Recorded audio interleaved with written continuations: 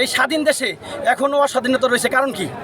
এই স্বাধীনের জন্য আজকে দেশে এত কাহিনী, এত মা বাবার বুক খালি হয়েছে, এত ছাত্রছাত্রী মারা গেছে, তারপরেও কি সন্ত্রাস দমন এখনো হয় নাই? সন্ত্রাস এখন আছে এই বাংলার মাটিতে।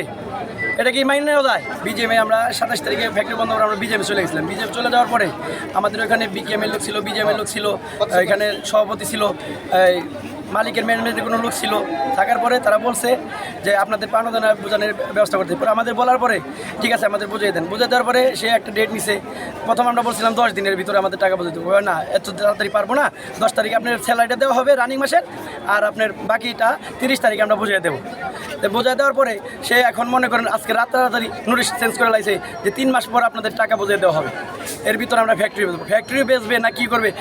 ডক্টর সালমান এফ রহমান যদি জেলখানায় থেকে সব কিছু দিতে পারে, ওয়ার্কারে দিতে পারে, আমাদেরটা বাংলাদেশের মাটিতে সে আমাদের টাকা দিতে পারে। তার আরেকটা ফ্যাক্টরি ঘুরাই, ওইটা রানিং চলতেছে, কিন্তু আমাদেরটা চলতেছে না।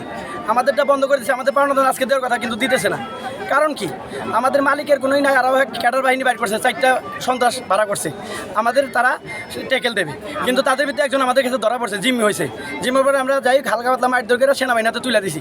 সেনাবাহিনী আমাদের সাথে আছে। সেনাবাহিনী বলছে আপনাদের অনেক ধৈর্য আছে, আপনাদের ধৈর্য দেখে আমি মুগ্ধ, আপনারা এভাবে চালা যান, সমস্যা নাই, আমরা আপনাদের সাথে আছি। এখানে আমাদের ডকুমেন্টস আছে, কে আর 8 লক্ষ নিচে না 2.5 লক্ষ নিচে, এখানে ডকুমেন্টস আছে। আমাদের একটা চেক আছে 2,30,000 টাকার, এটা নিচে। আর একজনে 1 লাখ টাকা নিচে, জাহাঙ্গীর নাম, এরকম কিছু কিছু লোকে নিছে। কিন্তু এই স্বাধীন দেশে এখনও অস্বাধীনতা রয়েছে। কারণ কি?